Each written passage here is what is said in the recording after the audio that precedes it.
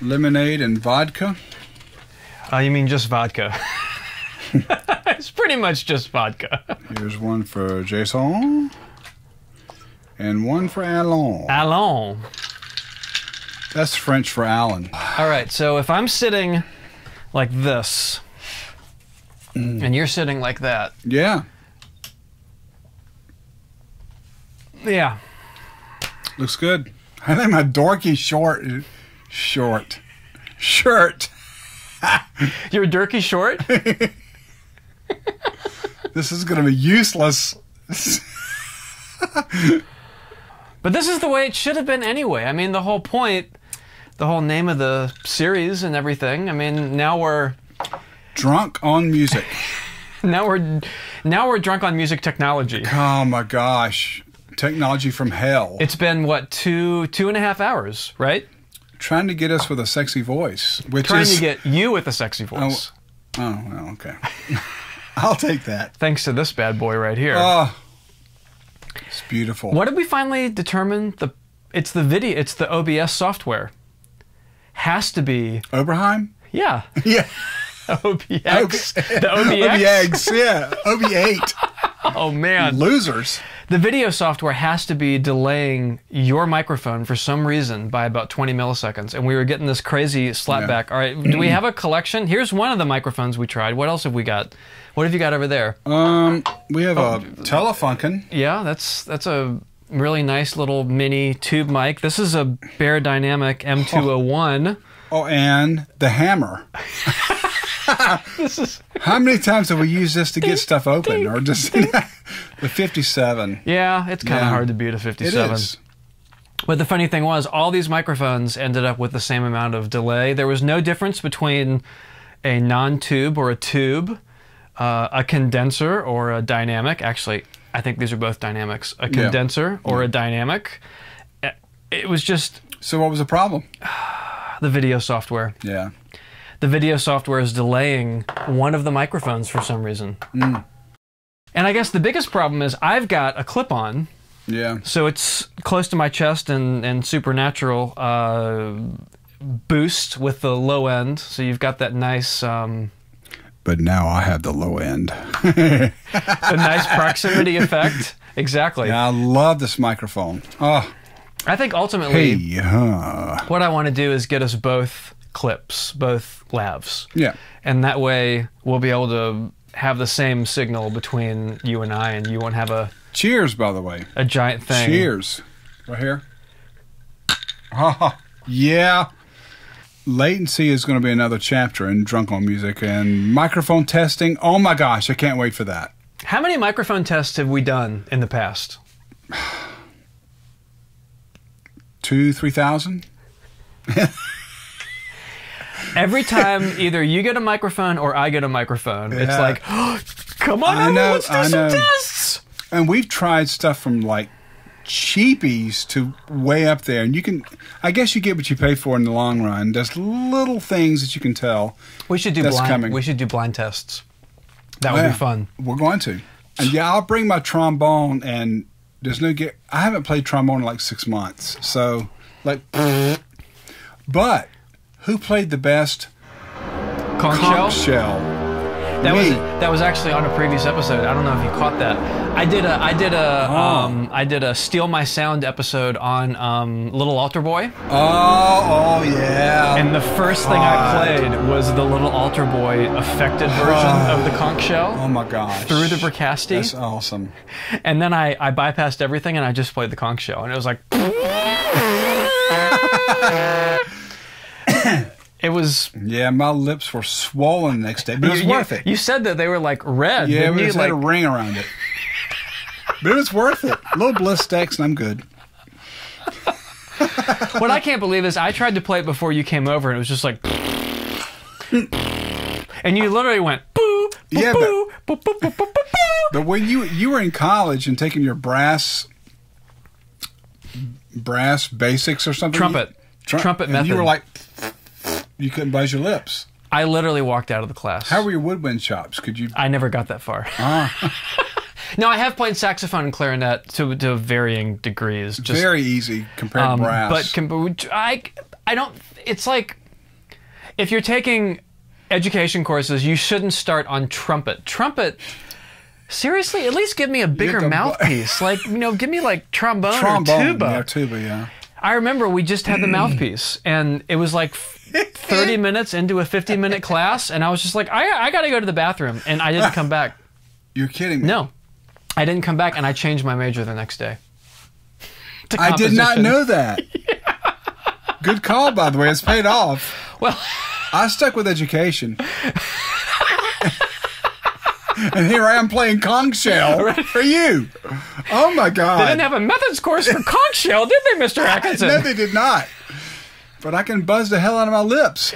But see, that's what it has to do. It's something about that thing with my mouth. I can't. Well, yeah. Welcome to Drunk on Music. Right? Yeah, something like that. Oh, my gosh. Literally. I'm honored to be here with Jason Graves. And I'm honored to be here with... who are you?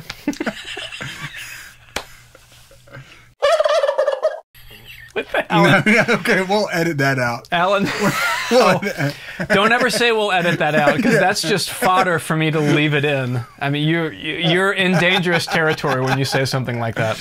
Alan Atkinson. Alan Atkinson. How do you know me? Okay. On the side of the road? Yeah, I was driving down the freeway, and there was this guy with a sign that said, like, we'll play trombone for food. That's me, actually, yeah. That was yesterday. Yeah. So let's see, my freshman year in high school was fairly unremarkable. And I even remember I went and auditioned for the drum line and marching band and stuff, and they put me on like some bass drum, like, kind of, you know, just go do your thing and don't worry about it. And I was a super music geek. Even then, I'd already been taking percussion lessons and piano lessons and all that kind of stuff. Then my sophomore year, you came in. And I remember one of the first things you did was you had like what would you call that? Like, you tested everybody. By the way, playing tests, I want to let everybody know, this is the second time we've recorded this episode because El Damasio had the audio off on the first time. It was like a 30-minute segment. It was. And we were going, you know. So anyway, okay. You don't think that people would want to watch that? Like No, 30 minutes of us with no audio?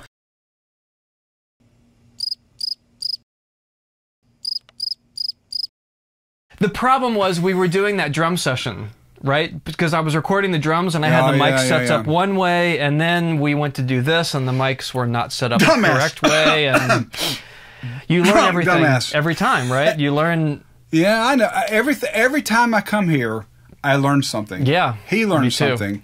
Like never to invite me again. Anyway, we were talking about when he was a freshman in high school, you had a different band director, right? By the way, I was his band director starting his sophomore year, right? Which was your second year of teaching. Yes, yeah. You did whatever. What do you call it? Where everyone takes a playing test. Placement tests. Placement tests. Yeah, and before I came in, Jason was placed on like miscellaneous percussion, like maybe I was basically sidelined, like roadie for the tambourine section or something. And then I think your mom came in. Bless your mom's heart. Did she really? Of course she did. Shelley, hello. She goes, I don't think my son has been properly placed. I went, okay. Now, you hadn't done any of those placements, right? No. You came I walked into it as a fresh-faced band director. You had 1 year. But I mean, in terms of the students, like, you didn't know Adam from Eve, and you were just following what the previous band director had on my hard set face. Up. You were very stern. Because I went from middle school to high school for 4 years, and then 25 years in a middle school. Oh my God, 30 years of band directing. Oh my God, I am old. Yeah. Anyway, but still good looking. Anyway, so here we are. Your mom comes in. She goes, would you at least listen to him? I said, well, the drum line is set, but I could go from, was it 2 snares to 3 or something like that? It was a small marching band. You might remember more than me. It was only like 50 or 60 when I got there. Yeah. By the way, when I left, it was over 120. Who's the program builder? Me! So, So I get there, and we go into the audition, and Jason's like, okay.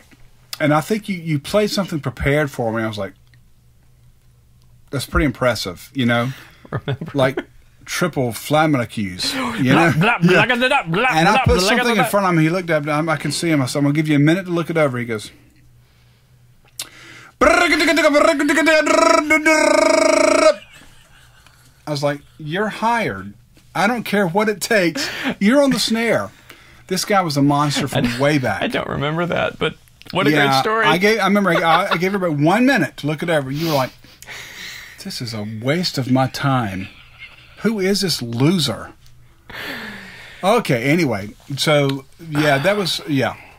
It was a musical awakening for me because I felt appreciated. Well, now middle school was fine, but I wasn't doing like that much. I was in band in middle school, but it's middle school. High school, I was like, oh, this is where I can really like make my mark and take lessons and achieve. And it's not about being recognized, but it's about being able to play cool stuff. With percussion, it's different from everybody else. If you're fourth trumpet, maybe you're playing the fourth trumpet part, but you're still playing trumpet, right? With percussion, it's like there's only one snare drum player. Yeah. And you're regulated to tambourine, and you play on the third song, and you go ding, ding, ding, ding, and that's it.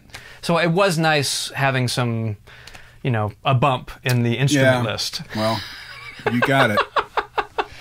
And before you know it, he was leading the section. But I remember it was probably your sophomore year. I made the mistake of saying, anybody who wants to submit rhythms, please do. Now, I had everything like dotted quarter, eighth, half. Da, da, da. Ooh, here comes Jason. Yeah, I have 9/16. Okay? That's the top. Now, I want the woodwinds to play in 7/8. Now, keep it going. Don't freak out, Mr. Atkinson, because every third measure, they're going to link up, okay? And I'm like, oh, my God, what have I gotten myself in? I remember the time I said, you said you could play like 7 versus 4 or something. Yeah. And I said, I don't think you can do it. And you on the bass drum and the snare drum. Yeah. And I said, wait a minute, play one hand at a time. And I mean, everybody was around me. I was like, okay, you win. Those were the days, man. This guy was destined for music. I mean, he was. But see, this is why this is the perfect intro, because my freshman year, nothing against Mr. Blakemore. I'm sure he did a great job as a band director. You have to beat that out, Mr. Beep Beep, Mr. Beep. Yeah, I'm going to sue him. Yeah. We'll do a little turkey sound there. Or Oberheim. Yeah. Or one of these moves. Oh, my God. Okay, anyway.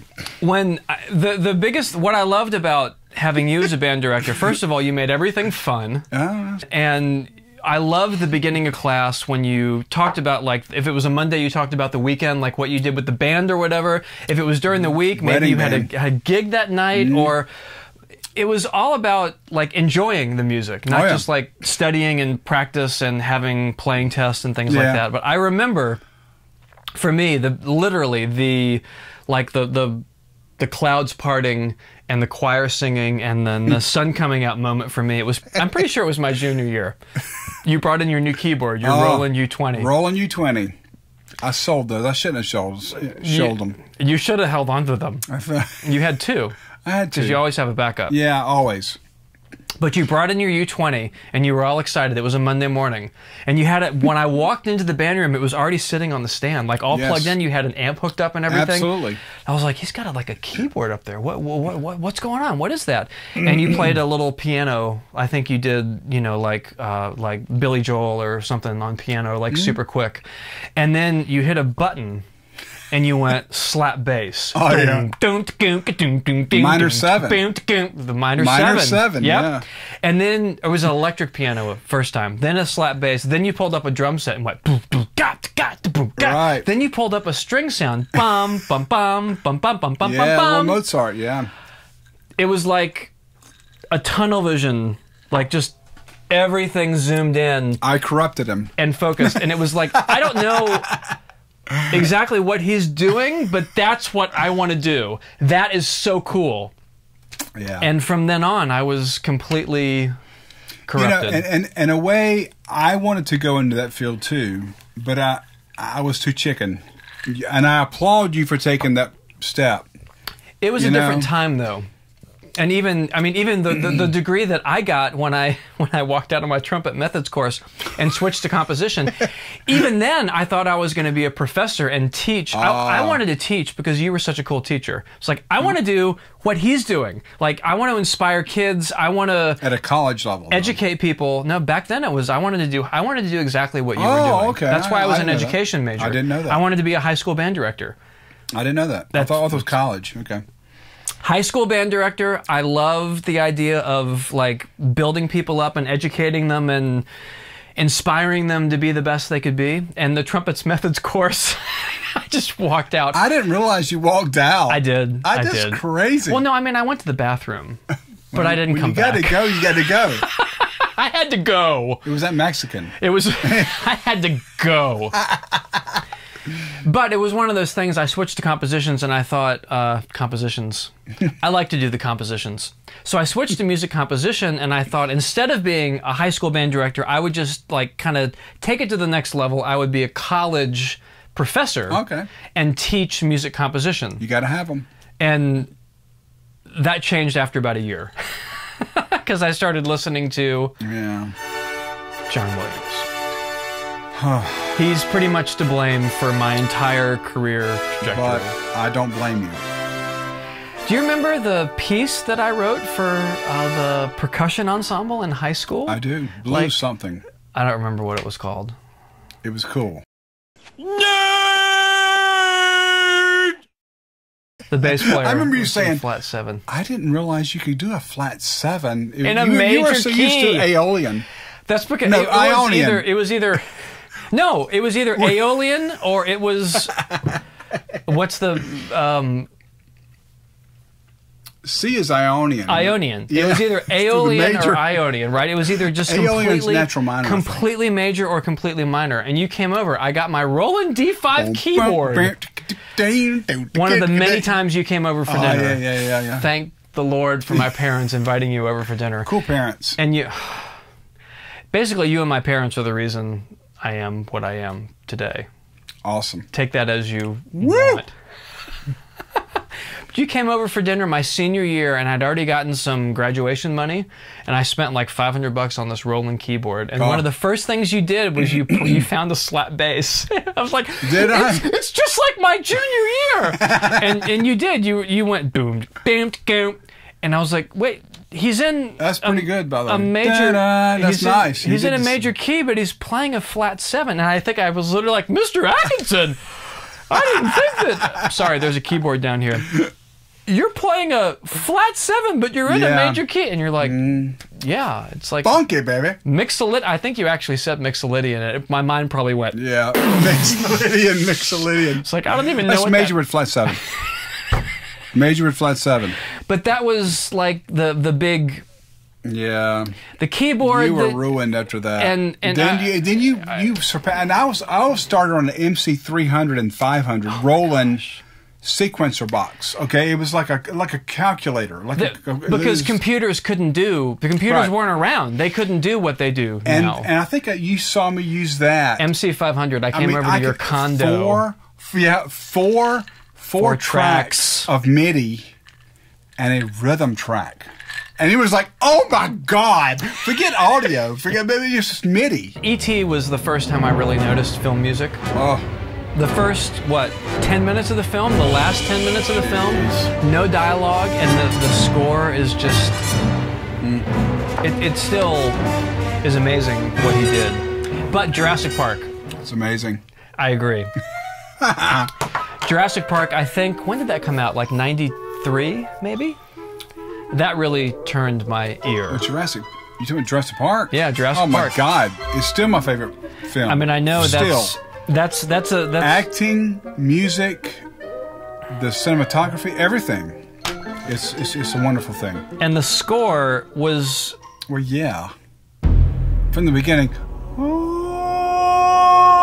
The choir with the low synth? Yeah.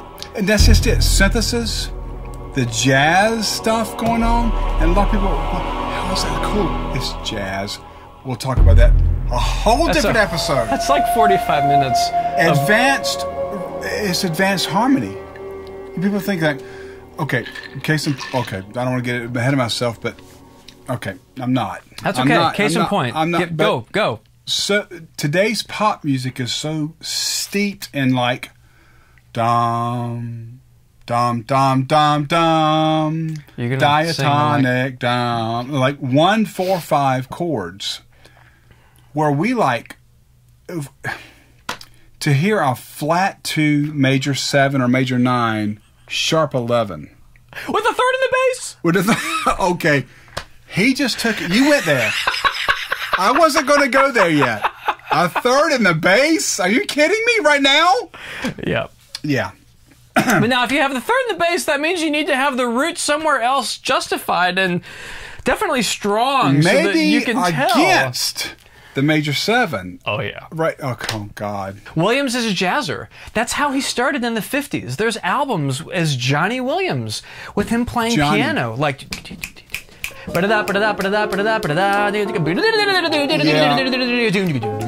mean, like, killer and jazz. There's so many John Williams haters out there, and I said this on episode 1, which was screwed up because of him. But everybody robs, whether they like it or not, from everybody else. Yep. You can't help it. You're influenced by, like me, Bill Evans. Like when I play live, I'm doing like all sorts of stuff that mirrors him. Now I'm no Bill Evans, but I love his voicings, the way he plays. But chords. oh my gosh, what else are we going to talk about in this series? Oh my! One of the things I'm looking forward to is microphone shootouts, education from the mid 20th century versus now. If you're lucky enough to have a music education class in your school at all. Audio, like synthesizers, are taking the place of harmony. Timbre over harmony. Harmony. Exactly. That's like sometimes you'll just have a voice and a dropping drone sine wave or something versus minor 7 flat 5. There's room for both, but the king's ear can't take but so much. The royal Amadeus, right? Amadeus, yes. A great movie. Amadeus. If you haven't seen it, rent it. We do microphone tests. Yeah. We talk about harmony. You know, one of the things I love, the fact that you have perfect pitch. I think we should talk about that. I think we should talk about perfect pitch versus kind of... it was better than it was now. But well, thanks to your professor in college, which is another fascinating thing. Dr. Pittman, yeah. But perfect pitch versus relative pitch. Yes. And I think we're kind of the two candidates for that. And you've gotten pretty scared at it. It's relative, though. It's I'm hearing, relatively speaking, that B flat, yeah. depending on... But that's Star Wars, man. That's relative pitch. Being able to know that one pitch. And if I hear something out in the world, I literally compare it to the B flat. I'm like, oh, wait, that's a... Hold on, that's a tritone away. It's an E natural. Did you say tritone? I did. Google I said tritone. It's a sharp 11. Sharp 11. Or diminished fifth or augmented fourth. Talking about jazz chords and how they pertain to modern film scoring. Oh, yeah. I mean, talking about... how a whole tone scale makes you think of dreamlike sequences.